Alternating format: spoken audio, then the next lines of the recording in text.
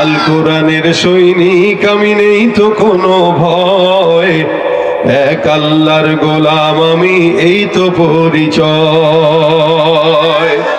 এই পৃথিবীর সবই নকল, এই পৃথিবীর সবই নকল, আসল কিছুই নয়, এক আল্লাহর গোলাম আমি, এই তো পরিচয় আমার, এই তো পরিচয়। কোরআন হাদিস শাসনতন্ত্র রাসূল আমার নেতা, উৎসাহ মোর চির অম্লান ইতিহাস বীর গাথা। এক আল্লাহ ছাড়া আমার দিলে, এক আল্লাহ ছাড়া আমার দিলে নেই তো কারো ভয়, এক আল্লাহর গোলাম আমি, এই তো পরিচয় আমার, এই তো পরিচয়। আল কোরআনের সৈনিক আমি, নেই তো কোনো ভয়, এক আল্লাহর গোলাম আমি, এই তো পরিচয় আমার, এই তো পরিচয়। ঠিক কিনা? আওয়াজ হবে কার জন্য? জোরে জোরে বলেন আল্লাহু আকবার। গলা একটু কেশে ঝেড়ে নেন, প্রস্তুতি নেন। আজকে যারা অপসংস্কৃতির কার্যকলাপ করবে তাদের বিরুদ্ধে আমাদের এই আওয়াজ হবে ইনশাআল্লাহ। কোন মুসলমান 31st নাইট উদযাপন করতে পারে না, কি বলেন আপনারা? আজকে যদি 12টার পরে কেউ দেখেন, আমার তো মাঝে মাঝে ভয় লাগে, যে কমিটি মাহফিল করে এরাই এবার ওগুলা ফুটায়, কি বলেন? বহু আছে, আল্লাহ পাক এই যুবকদেরকে হেফাজত করুক। ভাই, আমরা মুসলমান, ইসলামের খুঁটি কয়টি একটু সবাই বলেন, জানেন তো? প্রথম কি? প্রথমে কি বুঝা কয়েন? কথা কয় না, আবার কোন? একটু সন্দেহ করে গেছেন যে বুঝা কয়েন বলছি কি, আসলে কোনটা বলবো? বুনিয়াল ইসলাম আলা খামসিন শাহাদাতি আল্লাহ ইলাহা ইল্লাল্লাহ। রাসূল সাল্লাল্লাহু আলাইহি ওয়াসাল্লাম বলেন, ইসলামের মৌলিক খুঁটি 5টা। এই যে বাঁশ দেখতেছেন, এই খুঁটি যদি না থাকতো তাহলে প্যান্ডেল সামিয়ানা টিকতো না। এই খুঁটি থাকার কারণে সামিয়ানা টিকে আছে। বিল্ডিং এর বিম অথবা পিলার এগুলো থাকার কারণে বিল্ডিং এর ছাদ টিকে থাকে।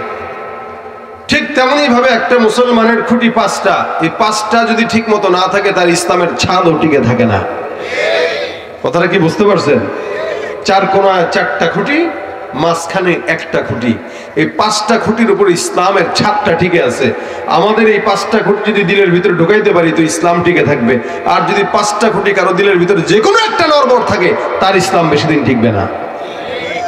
1 নম্বরে কি? কালেমা বলেন। 2 নম্বরে কি? 3 নম্বরে কি? 4 নম্বরে কি? 5 নম্বরে কি? এই 5টা ইসলামের স্তম্ভ। ঈমান আনার পরে বান্দার সর্বপ্রথম কাজ কি? নামাজ। বলেন জোরে। আগে কালিমা, তারপরে ঈমান আনছেন, এখন আউয়াল কাজ এবার নামাজ আদায় করো। কারণ নামাজের মাধ্যমে আল্লাহ পাকের সঙ্গে বান্দার তাআল্লুক হয়। এবং এই নামাজ পড়ার সময় কিন্তু মুরব্বী বয়সে না, জোয়ান বয়সে।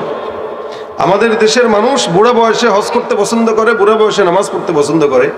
এমন সময় করে যে সময় আর ওযু ঠিক মতো থাকে না, এমন সময় নামাজ ধরে যে সময়টা ওযুও থাকে না, রুকু সিজদায় উঠতে পারলে বসতে পারে না, বসতে চাইলে উঠতে পারে না। আর যৌবন বয়সের ইবাদত আলাদা একটা ব্যাপার সেবার আছে ভাই। যৌবন বয়সে যে ইবাদত করা হয় ওগুলো স্বতঃস্ফূর্ততার সাথে হয়। এই জন্য আল্লাহ পাক রব্বুল আলামিন বলেন, ঈমানের পরের অক্তটা হলো নামাজ, পরের আমলটা হলো নামাজ। আল্লাযীনা ইউমিনুনা বিল গায়ব, আল্লাযীনা ইউমিনুনা বিল গায়ব ওয়া ইউকিমুনাস সালাহ। 1 নম্বরে আল্লাহ পাক ডাক দিয়া বলেন, প্রত্যেকটা বান্দা ঈমান আনয়ন করবে এবং সালাত প্রতিষ্ঠা করবে। আল্লাহ পাক রব্বুল আলামিন বান্দাকে ডাক দিয়া কয়, জমিনের মধ্যে আমি আল্লাহ তোমাদেরকে এমন একটা ইবাদত দিলাম যে ইবাদতটা বান্দাকে সমস্ত প্রকার গুনাহ থেকে হেফাজত করবে। সুবহানাল্লাহ। আল্লাহ বলেন, ইন্নাস সালাতা তানহা আনিল ফাহশাই ওয়াল মুনকার। নামাজ এমন একটা ইবাদত যে ইবাদতটা বান্দাকে ইচ্ছা অনিচ্ছা প্রকাশ্যে গুনাহ, এই সব গুনাহ থেকে বান্দাকে নামাজ তার হেফাজত করে। নবী করিম সাল্লাল্লাহু আলাইহি সাল্লাম বলেন, নিশ্চয়ই নামাজ এমন একটা ইবাদত যে ইবাদতটা বান্দা যদি রীতিমতো করে সুন্দর করে আদায় করে, আমার নবী ডাক দেয়া বলেন, বান্দা তোমার সকল আমলের হিসাব আল্লাহ পাক রব্বুল আলামিন নেবেন। তবে দান করবা সেটার হিসাব দিবেন, যাকাত দিবা সেটারও হিসাব নিবেন। কারো সঙ্গে কষ্ট করে কথা বললা, আঘাত দিয়া কথা বললা, ওইটার হিসাবও নিবেন। কাউকে আঘাত দিলা, কাউকে হত্যা করলা, এগুলোর হিসাব নিবেন। কিন্তু আল্লাহর নবী সাল্লাল্লাহু আলাইহি ওয়াসাল্লাম বলেন সমস্ত হিসাবগুলো পরে নবী ডাক দিয়া বলেন আউয়ালু মা ইউহাসাবু বিহিল আবদু ইয়াউমাল কিয়ামাতিস সালাহ। কিয়ামতের ময়দানে আমার আল্লাহ পাক রব্বুল আলামিন সর্বপ্রথম বান্দার নামাজের হিসাব গ্রহণ করবে। কিসের হিসাব?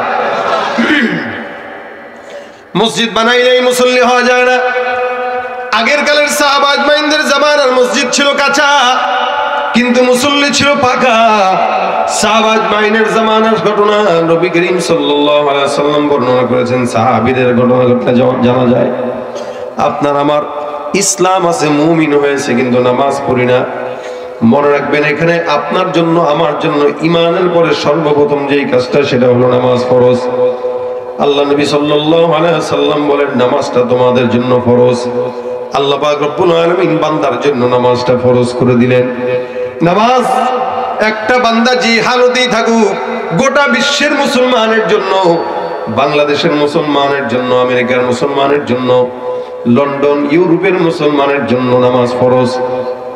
এ মুসলমান, এই ফরজ বিধানটা কোন বান্দা যদি না করে, আল্লাহ নবী ডাক দেয়া কয় তার ঈমানই নাই। যার নামাজ নাই ওই বান্দার ঈমান নাই। আর নামাজ অস্বীকারী সব বান্দাদের ব্যাপারে আল্লাহ নবী সাল্লাল্লাহু আলাইহি সাল্লাম বলেন ইসলামের শরীয়তের হুকুম হলো নামাজ অস্বীকারী বান্দা ঈমানের ভিতরে থাকে না, কাফের হয়ে যায়। নামাজ যারা অস্বীকার করে তারা কি? ইসলামের সর্বপ্রথম আমল ঈমানের পরে একটা বান্দার জন্য কাজ ছিল। সাহাবায়ে কেরাম ঈমান আনার পর নবী করিম সাল্লাল্লাহু আলাইহি সাল্লামের কাছে যায় ডাক দিয়া বলতেন, ইয়া রাসূলুল্লাহ, ঈমান আনলাম, এখন পয়গম্বর আপনি আমাদেরকে বলেন কি করা লাগবে। নবী করিম সাল্লাল্লাহু আলাইহি সাল্লাম তাদেরকে সুন্দর করে নামাজের ঘোষণা দিয়ে বলতেন, যাও নামাজ আদায় করো। আল্লাহ পাক রব্বুল আলামিনের পয়গম্বর ঈমানের পরে বান্দাকে নামাজের জন্যই তাগিদ দিয়েছেন। আর এই নামাজটা এমন একটা ইবাদত যে ইবাদতের মাধ্যমে সরাসরি আল্লাহর সঙ্গে বান্দার দিদার আর সাক্ষাৎ হয়ে যায়। হযরত মুসা পয়গম্বরকে আল্লাহ পাক রব্বুল আলামিন বলেন, মুসা, তোমার সঙ্গে আমি আল্লাহর কথা হয়, এগুলা নির্দিষ্ট সময়ে, নির্দিষ্ট সময়ের জন্য, নির্দিষ্ট দিনে আমি আল্লাহ পাক রব্বুল আলামিন মুসা পয়গম্বরের সঙ্গে কথা বলি।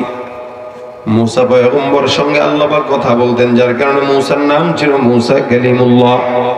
আমার আল্লাহ পাক ডাক দিয়া বলেন, ওয়া কাল্লামাল্লাহু মুসা তাকলিমা। মুসা পয়গম্বর মালিকের সঙ্গে অনেক কথা বলতেন।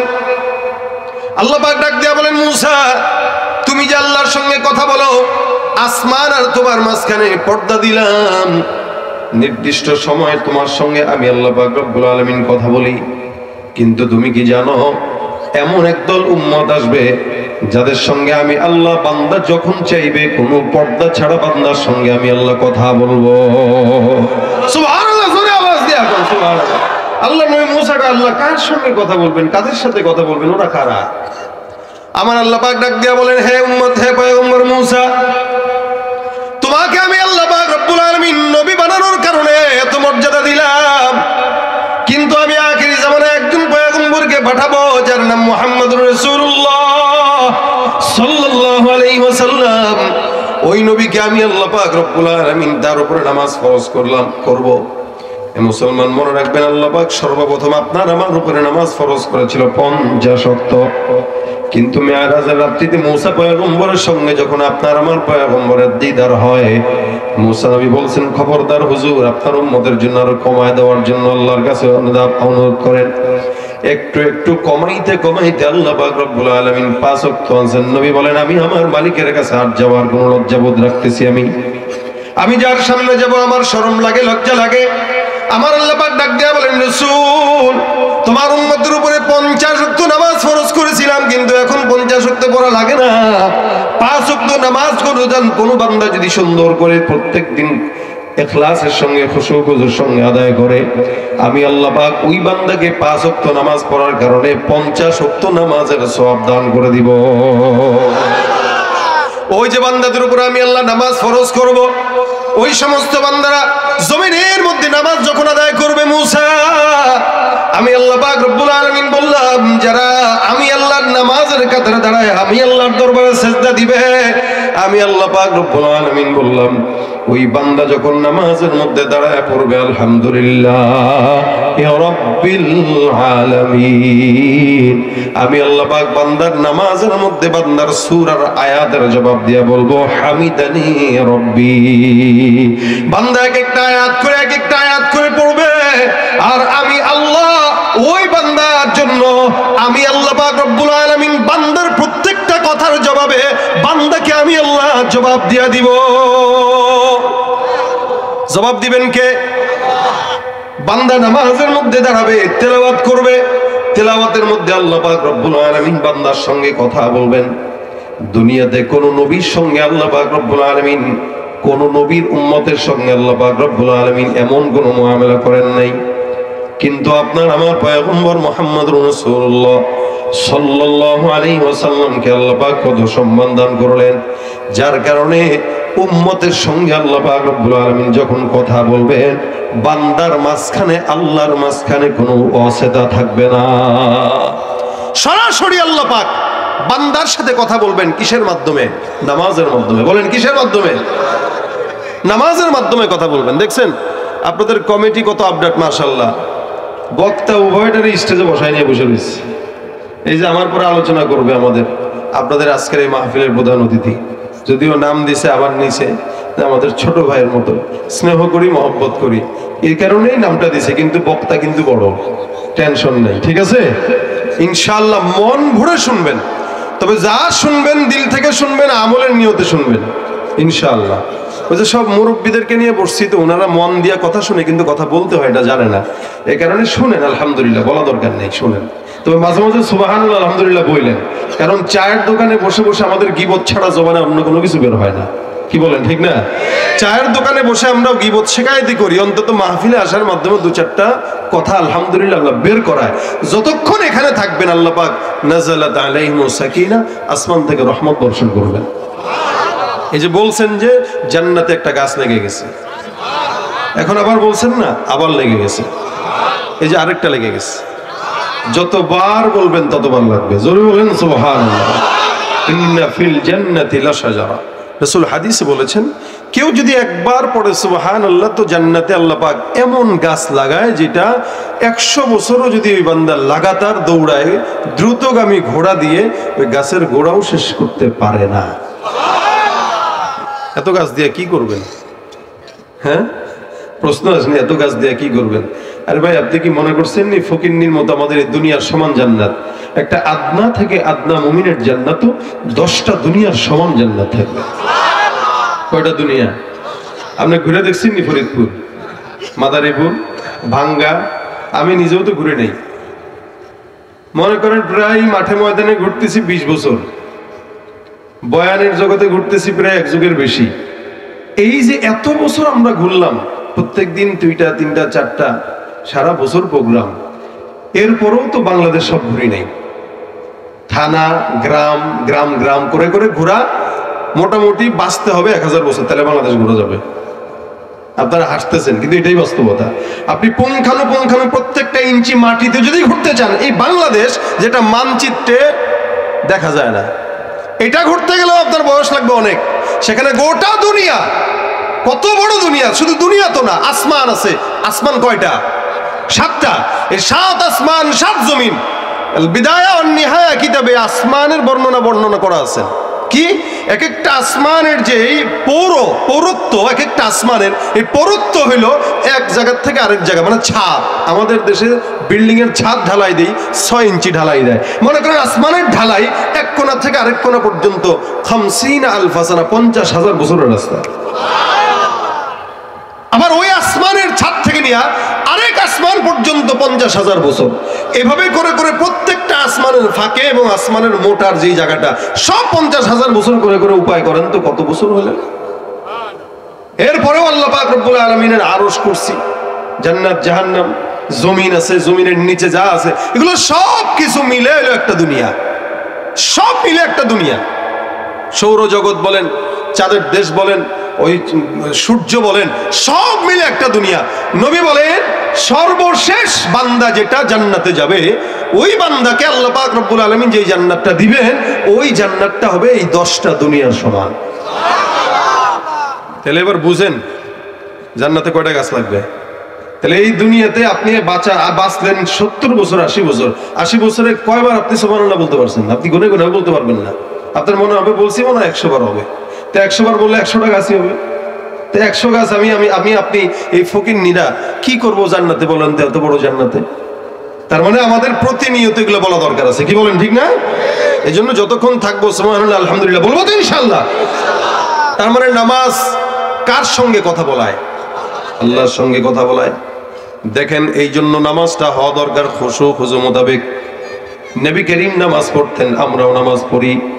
আল্লাহ পাক বলেন নামাজটা বান্দার যাবতীয় গুনাহ থেকে বাঁচায়। ফাহশা ওয়াল মুনকার, ফাহিশা কাজ বলা হয় বান্দা ইচ্ছাকৃত যত উল্টাপাল্টা কাজ করে, গুনাহের কাজ করে, সব কাজগুলোকে ফাহিশা কাজ বলা হয়।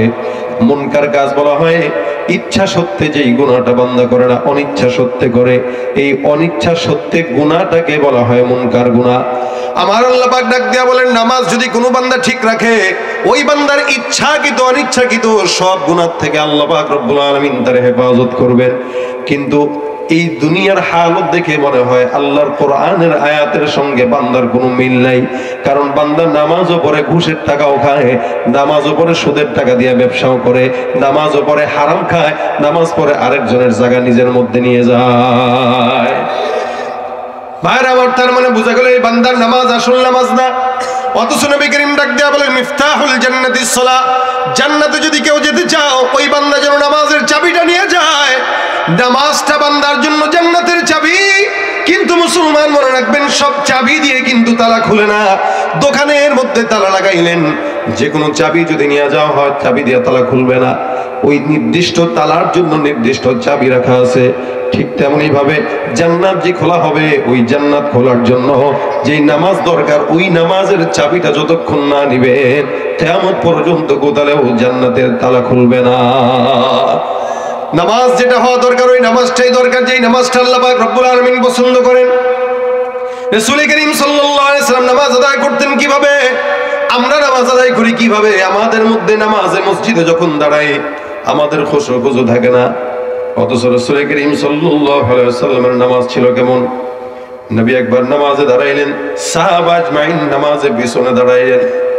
সাহাবা একদম নামাজের মধ্যে তাকায় দেখে পয়গম্বর নামাজের মধ্যে কিরকম যেন হাতটা এরকম বেঁধে বারবার জমানটা সামনের দিকে নেয়।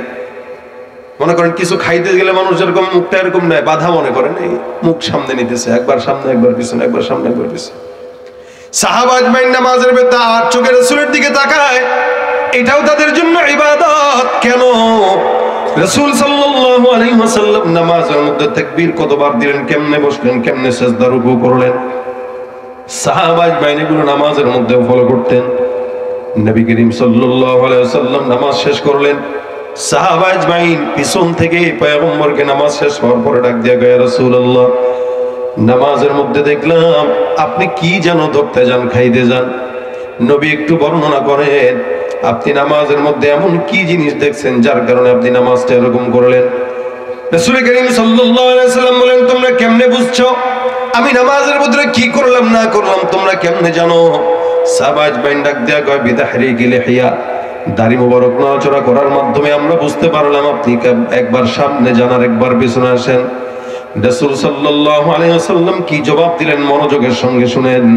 আমার নবী ডাক দেয়া কয়, সাহাবা আজমাইনের দল, আমি যখন নামাজের মধ্যে দাঁড়াইলাম, আল্লাহর কসম নামাজের মধ্যে তাকায় দেখি আমার আল্লাহ পাক রব্বুল আলামিন জান্নাত থেকে আঙ্গুরের থোকাগুলো আমার জবানের সামনে ঝুলায় রাখছে। আমার আল্লাহ পাক রব্বুল আলামিন আঙ্গুরের থোকা আমার সামনে দেয়, আমার লোভ লাগতেছিল, বারবার সামনে যাই পিছনে যাই। আবার চিন্তা করলাম না নামাজের হালতে আছি, নবী করিম সাল্লাল্লাহু আলাইহি ওয়াসাল্লামের নামাজের ভিতরে আমার আল্লাহ পাক রব্বুল আলামিন সুন্দর করে জান্নাতের নিয়ামত দান করে। আর আপনি আমি নবী করিম সাল্লাল্লাহু আলাইহি ওয়াসাল্লামের উম্মত হওয়ার কারণে নামাজের মধ্যে দাঁড়াই নবী নামাজের মধ্যে জান্নাতের নিয়ামত নিজের চোখে দেখে, আর আমরা নামাজের মধ্যে দাঁড়ায়া নিয়ামত দেখবো তো দূরের কথা, মসজিদের সামনের ক্যালেন্ডার পড়াই তো গোল পাই না।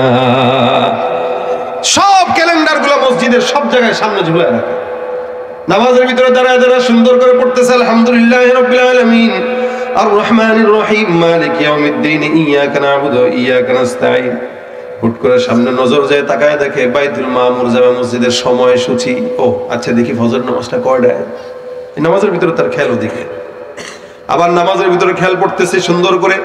হঠাৎ করে ডানে খবর গেল, ডানে চোখ গেল, তাকায় দেখে লেখা আছে নামাজের সময় মোবাইল ফোন বন্ধ রাখুন। হুট করে পকেটে হাত দিয়ে দিছে, মোবাইল খোলানি দেখি একটু, হয় কি হয় না? এই যে নামাজের ভিতরে খুশু নষ্ট হয়, এগুলো আল্লাহ পাক রব্বুল আলামিন বলেন, বান্দা খবরদার নামাজ পড়বা এমন ভাবে পড়ো যেন তুমি তোমার মাওলার সঙ্গে দেখা করতেছো, কারণ সব নামাজি কিন্তু জান্নাতি না। আল্লাহ পাক রব্বুল আলামিন বলেন, ফাওয়াইলুল লিল মুসাল্লিন আল্লাযীনা হুম আন সালাতিহিম সাহুন আল্লাযীনা হুম ইউরাউনা ওয়া ইয়ামনাউনাল মাউন। নামাজি কিছু বান্দাকে আল্লাহ পাক রব্বুল আলামিন ধ্বংসের বদদোয়া করলেন, ধ্বংসের জন্য দোয়া করলেন, এদের ধ্বংস হোক, এদের ধ্বংস হোক। কারণ কি? এরা যখন নামাজের মধ্যে দাঁড়ায়, ওয়া ইযা কামু ইলাস সালাতি কামু কুসালা, ওয়া ইযা কামু ইলাস সালাতি কামু কুসালা ইউরাউনান নাস ওয়া লা ইয়াযকুরুনাল্লাহা ইল্লা কলিলা। আল্লাহ পাক রব্বুল আলামিন বলেন, এমন কিছু বান্দা আছে যাদেরকে তুমি নামাজের মধ্যে দেখবা, যারা নামাজের মধ্যে যখন দাঁড়ায় আলসামি নিয়ে দাঁড়ায়, অবহেলা নিয়ে দাঁড়ায়। এরা নামাজে পড়ে ঠিকই, নামাজ পড়ে ঠিকই, কিন্তু নিজের জন্য না। নির্বাচন আসার আগে আগে দেখবেন আমাদের দেশের সব নেতারা মুসল্লি হয়ে যায়। আসলে এই নামাজটা পড়ে ভোট পাওয়ার জন্য। কি পাওয়ার জন্য? কথা কয় না, কি পাওয়ার জন্য? বড় গলায় কয় কথা, রাতারাতি হয় নেতা। বড় গলায় কয় কথা, রাতারাতি হয় নেতা। আকাম কুকাম সব করিয়া গড়ে নেতায় আস্তানা। আসলে সব পেট পূজা আর ভোটটা নেয়ার বাহানা। আসলে সব পেট পূজা আর ভোটটা নেয়ার বাহানা। আসলে সব পেট পূজা আর ভোটটা নেয়ার বাহানা। আছে না নাই? নামাজ পড়ে ঠিকই, ভোট নেওয়ার জন্য বাহানা করে পড়ে, মসজিদে যায় যা দোয়া চায়। এটা আসলে দোয়া না, এটা আসলে নামাজ না, এটা জনগণের যেন আবার বাস দিতে পারে এই চিন্তা করা। কারণ আমাদের দেশে অধিকাংশ নেতাদেরকে দেখলাম যারা নামাজ পড়তো নির্বাচনের আগে, নির্বাচনের পরে তাদেরকে পার্টি চালান দিয়েও কোনোদিন পাওয়া যায় না মসজিদে, ঠিক কিনা? ভাইরা আমার, মুসলমান দাবি করে যদি নামাজ না থাকে, নবী ডাক দেয়া কয় যার নামাজ নাই তার ঈমান নাই।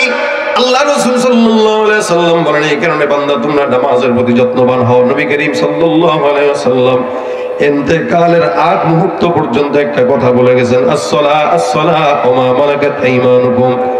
আল্লাহ নবী নামাজের কথা একদম হায়াত শেষ হওয়া পর্যন্ত, চক্ষু বন্ধ করা পর্যন্ত বলে গেছেন। আমরা নামাজ আদায় করতে দ্বিধা করি। মুসলমানের সন্তান নামাজ পড়ে না, রোজা রাখে না, হজ করে না, যাকাত দেয় না, মুসলমান দাবি করে। আমার আল্লাহ বলেন, ওয়ামা হুম বিমুমিনিন, একটাও মুমিন নয়, এরা ভণ্ড মুনাফিক, ঠিক কিনা?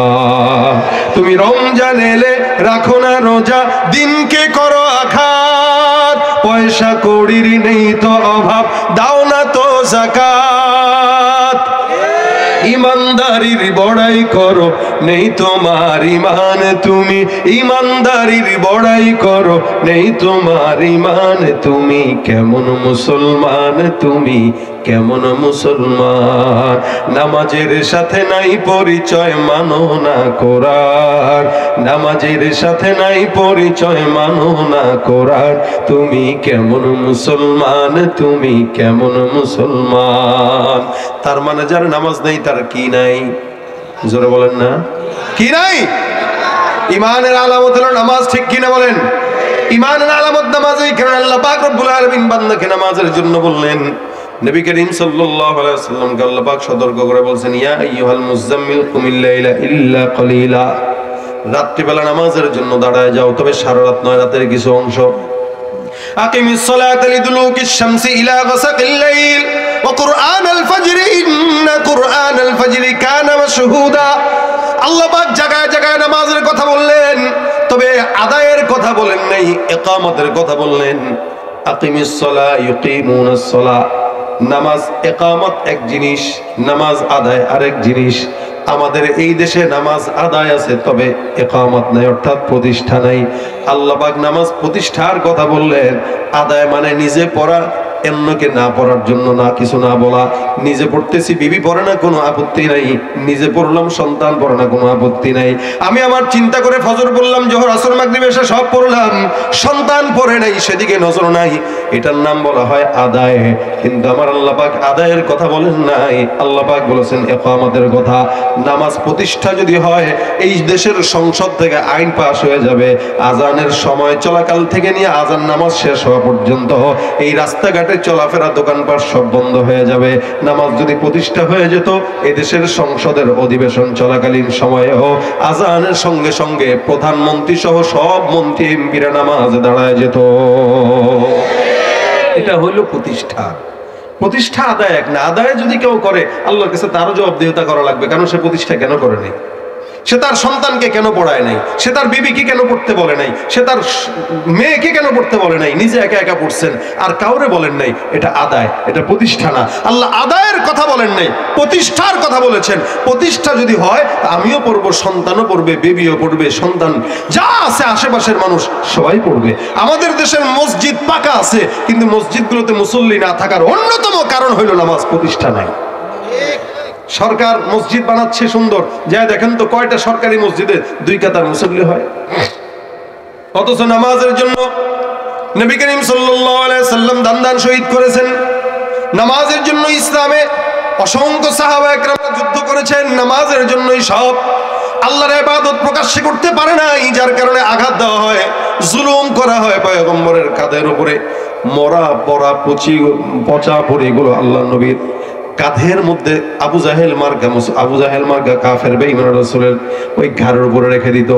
নবী করিম সিজদায় দিত, সিজদা দিতে উঠতে পারতেন না, এতটুকু কষ্ট আল্লাহ নবী নামাজের জন্য করলেন।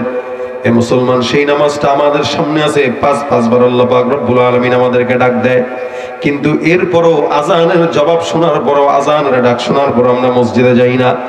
হযরত সাঈদ ইবনে মুসাইয়িব বিখ্যাত একজন তাবেঈ ছিলেন। উনি এত বড় একজন তাবেঈ, সাঈদ ইবনে মুসাইয়িব রাহমাতুল্লাহি আলাইহি প্রত্যেকদিন আজানের অন্তত আধা ঘন্টা আগে মসজিদের মধ্যে হাজির হতেন। ওনার জিন্দেগিতে কোনোদিন আজানের পরে মসজিদে যান নাই, সব সময় আজানের আগে আগে গেছেন। সাঈদ ইবনে মুসাইয়িব রাহমাতুল্লাহি আলাইহি একজন প্রশ্ন করলো, আজানের আগে আগে আপনি কেন মসজিদে যান?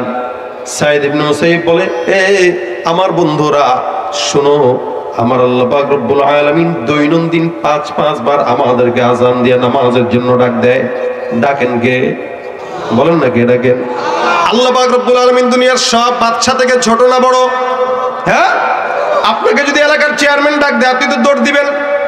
এলাকার এমপি যদি এসে আপনারা ডাক দেয়, আপনি দৌড় দিবেন। ডাক দেওয়া লাগে না পিছে পিছে ঘুরে সানসামি করার লাইগা, মন্ত্রী মহোদয়ের চোখে পড়ার লাইগা, এলাকার মধ্যে কিছু খড়কুটা পড়ার জন্য পিছনে পিছনে দৌড়ায়। ডাক দিলে তো আর আব্বা ডেকে দৌড় দেয়। কিন্তু আপনার আমার মালিক রব্বুল আলামিন দৈনন্দিন একটা মানুষকে 5 বার ডাক দেয়। সাঈদ ইবনে মুসাইয়িব বলেন, আমার মাওলার মতো কুদরতুল রব আমার মতো নাখান্দা বান্দাকে ডাকবে আর তারপর আমি যাব, এটা আল্লাহর সম্মান হয় না। যার কারণে আল্লাহ পাক ডাকার আগেই তার ঘরের মধ্যে আমি দৈনন্দিন 5 বার হাজির হয়ে যাই। ডাকা লাগবে কেন আমাকে? আমার মাওলায় ডাকবে আমাকে, হাইয়া আলাস সালাহ, হাইয়া আলাল ফালাহ, আয় আয়, তারপরে যাব? আরে না না, এটার সময় নাই। মাওলা ডাকার আগে আমি যাব আল্লাহর দরবারে, যাতে বলতে পারি, আল্লাহ তোমাকে কিন্তু আমাকে কোনোদিন ডাকা লাগে নাই, তুমি ডাকার আগে আগে আমি তোমার কাছে হাজির হয়ে গেছিলাম।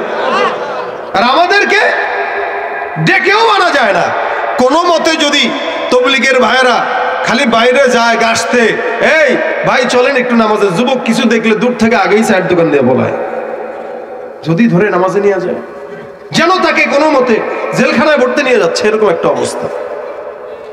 অথচ নামাজের জন্য বান্দার আগে আগে যাওয়া দরকার ছিল। কারণ আমার আল্লাহ পাক ডাক দেয়া বলেন, ওয়াসজুদ ওয়াকতারিব, সিজদা দাও, নিকটবর্তী হও। সিজদা যখন বান্দা দেয়, সিজদার মাধ্যমে আল্লাহ পাক রব্বুল আলামিনের নিকটবর্তী হওয়া যায়। বান্দা সিজদা যত দিবে আল্লাহ পাকের নিকটবর্তী তত হবে। এই সেজদা ছাড়া এমন কোন আমল নাই যে আমলে আল্লাহর সঙ্গে বান্দার নিকটবর্তী হওয়া যায়। একমাত্র আমল সেজদা। বান্দা যত সেজদা দিবে আমার আল্লাহ ডাক দিয়া কয় আমি আল্লাহ বান্দার তত নিকটবর্তী হয়ে যাব। সুবহানাল্লাহ। ভাইরা আমার, এই কারণে নামাজে খুশু দরকার। আবু তালহা রাদিয়াল্লাহু তাআলা একজন সাহাবী। এই সাহাবী আবু তালহা একদিন বাগানের মধ্যে নামাজের মধ্যে দাঁড়াইলেন। খুব বুঝেন সাহাবাদের নামাজের মজা আর আমাদের নামাজের মজা। সাহাবাদের নামাজের খুশু আর আমাদের নামাজের খুশু। সাহাবী নামাজের মধ্যে দাঁড়াইলেন, সুন্দর করে নামাজ পড়েন। উনার বাগানের মধ্যে ছোট্ট একটা পরিন্দা ঢুকলো, পাখি ঢুকলো, সবুজ পাখি ঢুকলো। ওই বাগানের মধ্যে অনেক গাছ আছে। যখন নাকি পাখিটা ভিতরে ঢুকলো আর বের হওয়ার জন্য কোনো রাস্তা পায় না। আবু তালহা রাদিয়াল্লাহু তাআলা নামাজের মধ্যে দাঁড়ায় দেখে পাখিটা একবার এই ডালে আরেকবার ওই ডালে ঘুরতে কোনো জায়গায় পায় না, কোন রাস্তা দিয়ে বের হবে। তালহা রাদিয়াল্লাহু তাআলা নামাজের মধ্যে তাকায় দেখে এত চমৎকার দৃশ্য, সুন্দর একটা সবুজ গাছের মধ্যে সবুজ পাখি বারবার এই গাছ থেকে ও গাছে, এই ডাল থেকে ও ডালে যায়। আবু তালহা নামাজের মধ্যে দাঁড়ায় রয়েছে, তাকায় দেখে মজার দৃশ্য। নামাজটা উনি দ্রুত শেষ করলেন। মনে মনে চিন্তা করেন, একটা বাগানের মধ্যে একটা ছোট্ট পাখি ঢুকলো। এই পাখিটা এই গাছ থেকে ওই গাছ, ওই গাছ থেকে এই গাছে আসলো, বের হওয়ার রাস্তা খুঁজে পায় না। আমি এই নামাজটা পড়লাম, পাখিটার কারণে আমার নামাজের মধ্যে খুশু নষ্ট হয়ে গেল। কি করা যায়? রাসূলের কাছে যাই, আল্লাহর নবীর কাছে যাই, ডাক দিয়া বলি ইয়া রাসূলুল্লাহ, আমি নামাজের মধ্যে দাঁড়াইলাম, নামাজের মধ্যে তাকায় দেখি ওই গাছের মধ্যে পাখি একটা আসলো। এক গাছ থেকে আরেক গাছে, এক ডাল থেকে আরেক ডালে। নবী, পাখিটা বের হইতে পারতেছিল না। আমি নামাজের মধ্যে পাখির দিকে নজর দিলাম, আমার নামাজের খুশু নষ্ট হয়ে গেল। ইয়া রাসূলুল্লাহ, আমি নামাজের মধ্যে দাঁড়ায়া পাখির কারণে আমার নামাজের খুশু নষ্ট হইল। রাসূল, যেই নামাজটা আমাকে নষ্ট করে দিল ওই পাখি আর বাগান, এই বাগান যদি না থাকতো পাখিও ঢুকতো না, আর পাখি যদি না আসতো নামাজের সন্তুষ্ট, নামাজ নষ্ট হইতো না। ইয়া রাসূলুল্লাহ, যেই নামাজ পাখির কারণে বাগানের কারণে নষ্ট হয়, আমি পয়গম্বর ওই বাগানটাই আমার মালিকানা রাখবো না। আপনার জন্য ইসলামের পথে আমি এই বাগানটাকে সুন্দর করে দান করে দিলাম। একটা বাগানকে দান করে দিতেছেন, শুধু নামাজের খুশু নষ্ট হয়েছে। আর আমরা ইচ্ছাকৃত নামাজের ভিতরে মশা মারি। যদি কোনো মতে খালি ইমাম সাহেবের পড়ার তেলাওয়াত দীর্ঘ হয়, পিছনে সব যক্ষা রোগীরা বেড়ে যায়। কাছাকাছি শুনি রমজান আসতেছে, তারাবির নামাজ যে মসজিদে যত বেশি দ্রুত, মুসল্লি তত বেশি। যে মসজিদে যত বেশি হালকা, মুসল্লি নাই। এগুলো কোনো হাফেজ পড়তে পারে না। আল্লাহর সামনে দাঁড়াইতেছেন, কত আর সিটারি বাটপারি চলবে। মালিক আর আমার সাথে কথা হচ্ছে, কেমনে হবে? নবী করিম এটাও শিখাই দিয়েছেন। হাদিসে জিবরাইলের ভিতরে বর্ণনা আছে, নবী করিম সাল্লাল্লাহু আলাইহি ওয়াসাল্লাম শিক্ষা দিলেন, আনতা আবুদাল্লাহ কান্নাকা তারা ফাইন লাম তাকুন তারাহু ফাইন্নাহু ইয়ারাক।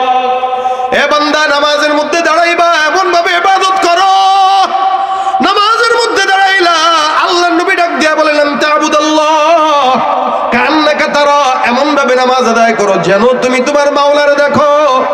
আর তোমার নামাজের হালত যদি এরকম না হয়, তুমি তোমার আল্লাহকে দেখতে না পাও, আমার নবী ডাক দিয়া বলেন, এমন ভাবে নামাজ আদায় করো যেন আসমানের মালিক তোমাকে দেখতেছেন।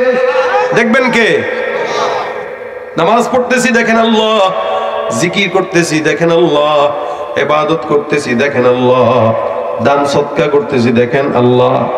দুনিয়ার প্রত্যেকটা হাজতে, প্রত্যেকটা কাজে আমাদেরকে দেখেন কে? আল্লাহ। এ মুসলমান, কেউ যদি নামাজে দাঁড়ায় আল্লাহ দেখতেছে এই চিন্তা করে, ওই ব্যক্তি নামাজের মধ্যে কোনোদিন উল্টা পাল্টা কাজ করে না। কেউ যদি চিন্তা করে আমি আল্লাহর সামনে দাঁড়াইতেছি, তাহলে একটা প্রধানমন্ত্রীর সামনে দাঁড়াইতে গেলে যেরকম ভাবে পোস্ট পাস নিয়ে দাঁড়ায়, আল্লাহর সামনে তার চাইতে ডাবল পোস্ট পাস নিয়ে দাঁড়াইতো। কিন্তু আমাদের দেশের মানুষরা ধার করা নষ্ট টুপি দিয়া কোনো মতে নামাজের মধ্যে আল্লাহরে বুঝ দেয় যে আল্লাহ পড়ছি তো। দেখবেন লুঙ্গি পীড়া দাঁড়ায় যায়, দেখবেন টুপিও না নিয়ে দাঁড়ায় গেছি আমরা। এগুলা আমাদের হাল, কারণ আমাদের নামাজটা ওই কোয়ালিটির নামাজ, কারণ আমরা আল্লাহর কাছে ঠিক মতো নামাজ ডেলিভারি দিতে পারতেছি না। যতটুকু দেওয়া দরকার ততটুকু না দেওয়ার কারণে নামাজও পড়তেছি, প্রতিনিয়ত গুনাহও করে যাচ্ছি। যদি আল্লাহর সামনে দাঁড়াচ্ছি আমি, এই চিন্তা আমার থাকতো, সুন্দর পরিচ্ছন্ন কাপড় নিতাম, একটু মেসোয়াক নিয়ে মেসোয়াকটা করতাম, তারপরে নামাজে দাঁড়াইতাম। দাঁড়ানোর আগে সুন্দর করে আতর টাতর মাখতাম। আমি এরকম আমাদের বুজুর্গানে দিনদেরকে দেখেছি বহুত, আমার শায়েককেও দেখেছি বহুত অনেক, আমার উস্তাদদেরকে দেখেছি বহুত অনেক।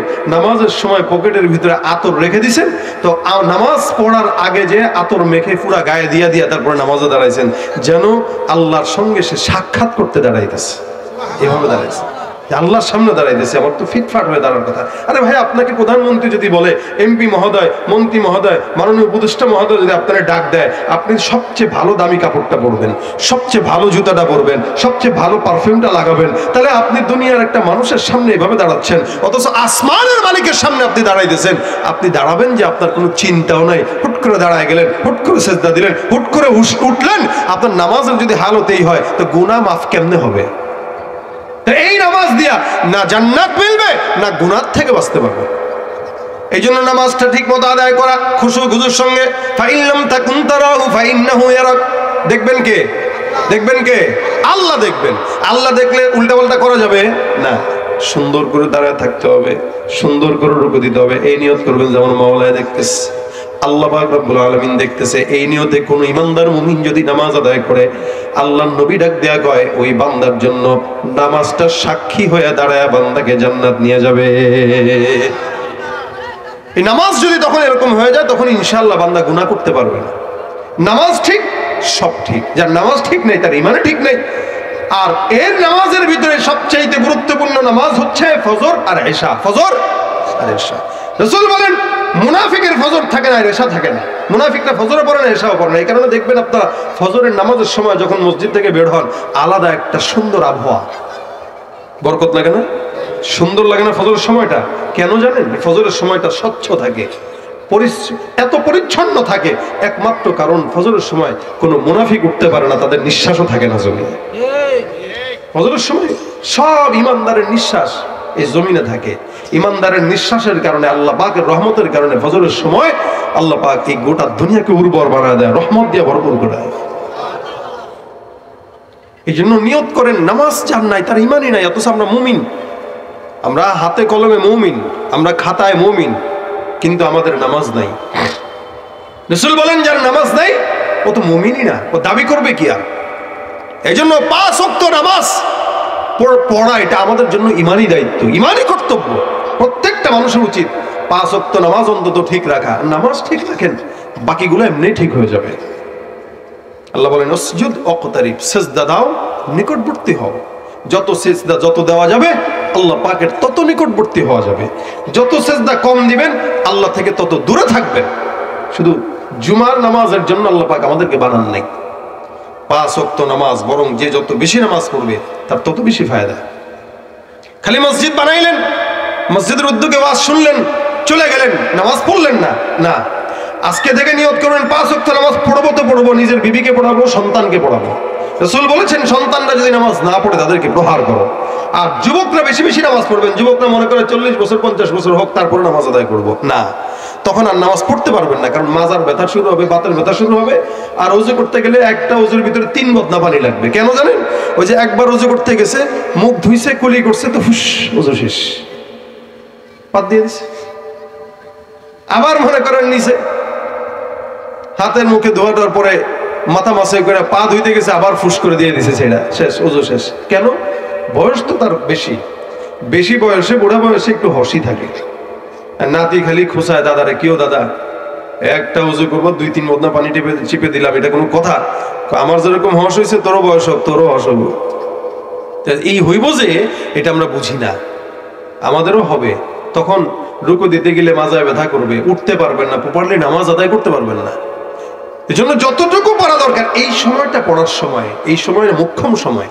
এর বাইরে যখন বয়স বাড়বে মনও চাবে না, পড়তেও কষ্ট হবে, কষ্ট লাগবে, শীতের ভিতরে কষ্ট হবে, ওযু করতে কষ্ট হবে। এই যৌবন বয়স থেকে যদি এটার অভ্যাস না হয়, বুড়া বয়সে তো আরো অভ্যাস হবে না। প্রত্যেকটা জিনিসের এটা অভ্যাস করা দরকার। এই জন্য এখন থেকে অভ্যাস করেন প্রত্যেকটা যুবক 5 ওয়াক্ত নামাজ। কারণ এই নামাজটা জান্নাতের চাবি। তবে কোন চাবি? যেই চাবি দিলে জান্নাতের তালা খুলবে, ওই নামাজ নিয়েই যাওয়া লাগবে। ঘুষের নামাজ দিবেন, সুদের নামাজ দিবেন, দুর্নীতির নামাজ দিবেন, ভোট চাওয়ার নামাজ দিবেন, ওই নামাজ দিয়া জান্নাতের তালা খোলা যাবে না। আর আল্লাহর জন্য যদি নামাজ আদায় করেন, অবশ্যই আল্লাহ পাকের কথা অনুযায়ী ওই নামাজ আপনার সব গুনাহ থেকে আপনার হেফাজত করবে। বিশ্বাস হয় আপনাদের? কথা কয় না, হয়নি? আপনারা যেভাবে মনোযোগের সাথে শুনতেছেন আলহামদুলিল্লাহ খুব ভালো। তবে মনোযোগের পাশাপাশি একটু আলোচকদেরকে হু হা বলেন, নয়তো কথায় মজা পায় না, বুঝবে না যে আপনারা বুঝতেছেন কিনা। আমি মনে করবো আপনারা ঘুমাইতেছেন। সব মুরব্বী মানুষ, কারে কি বলবো? কোন জোয়ান হইলে ধমক টমক দিয়ে একটু কথা কইতাম, সব তো বুড়া মানুষ। তো কথা হইলো 5 ওয়াক্ত নামাজ বা জামাত আদায় করবো। কথা কয় না, কি করবো? নিজে একা পড়বো না অন্য কেউ পড়াবো? সবাইকে পড়াবো, নিজে দাওয়াত দেবো। প্রত্যেকদিন একজনকে নামাজের একটা দাওয়াত দাও, ভাই নামাজ পড়েন 5 ওয়াক্ত, একজনকে। তাহলে আল্লাহর কাছে বলতে পারবেন যে আল্লাহ আমি নামাজ একা আদায় করি নাই, আরো 10 জনকে বলছিলাম। এটা হলো নিজের গা বাঁচানো আর কি। আল্লাহর কাছে গা বাঁচাইতে হবে না, গা বাঁচানো যে আল্লাহ আমি প্রত্যেকদিন একজনের বলছি। ভাই রাস্তায় দেখা হয়েছে রিক্সাওয়ালা, ভাই নামাজ কালাম পড়েন তো, ইনকাম কেমন? আগে কবিন ইনকাম কেমন? ভালো আলহামদুলিল্লাহ। মাশাআল্লাহ, খুব কষ্ট করে রিক্সা চালান, অটো চালান, হ্যাঁ আপনার ইনকাম তো একদম স্বচ্ছ, তবে নামাজটাও পড়েন। দাওয়াত হয়ে গেল নি? এরকম প্রত্যেকদিন একজন একজন করে দাওয়াত দিবেন ইনশাআল্লাহ। আল্লাহ পাক আমাদেরকে 5 ওয়াক্ত নামাজি বানায় দেখে, স্বচ্ছতার নামাজ পড়ার তৌফিক দান করুন, নামাজের মাধ্যমে গুনাহ থেকে হেফাজত করুন। এই মসজিদ, এটা যেন এই এলাকার প্রত্যেকটা যুবক দিয়ে মসজিদটা ভরে যায়। খালি মসজিদ থাকলেই হয় না, যুবক যারা, মসজিদ কমিটি ও যুব সমাজ, এই যুব সমাজের সিজদায় যেন এই মসজিদটা উর্বর হয়। যেন বলেন আমিন ইনশাআল্লাহ। আজকে তো আপনাদের এখানে আলোচনা করলাম, আবার 7 তারিখে পাশেই, রাজোট থেকে পাশেই আরেক জায়গায় আলোচনা আছে, ওখানেও ইনশাআল্লাহ আপনাদের সাথে আবার দেখা হবে ইনশাআল্লাহ। যতটুকু কথা বললাম শুনলাম, আল্লাহ পাক আমাদেরকে আমল করার তৌফিক দান করুন। আমাদের আজকের এই প্রোগ্রামের প্রধান মেহমান এখন আপনাদের সামনে আখেরি বয়ান করবেন, মোনাজাত দিয়ে তারপরে সবাই যাবেন ইনশাআল্লাহ। একটা বান্দা উঠবেন না, আমার চাইতেও অনেক সুন্দর আলোচনা করবেন ইনশাআল্লাহ। আমি আপনাদেরকে ভাঙা ভাঙা 2-4টা কথা বলে গেলাম, চমৎকার আলোচনা করবেন, গজলও শোনাবেন। কেউ বসবেন, উঠবেন না, বসে মোনাজাত দিয়ে আল্লাহ পাক যেন আজকের এই মজমাকে আমাদের আখের করার তৌফিক দান করেন। আমার তৌফিক ইল্লা বিল্লাহ। আচ্ছা ঠিক আছে, আপনারা যে চুপচাপ, তো এই কারণে আমিও চুপচাপ ওয়াজ করছি। চুপচাপ থাকেন না, তাহলে ওনার থেকেও কিছু শুনতে পারবেন না। কথাবার্তা বললে আলোচকদের স্পৃহা জাগে, কথা বলতে সুখ পায়। সমাধান চাও যদি জীবনে মরণে, ফিরে যাও খুঁজে নাও, চোখ রাখো কোরআনে। সমাধান চাও যদি জীবনে মরণে, ফিরে যাও খুঁজে নাও, চোখ রাখো কোরআনে।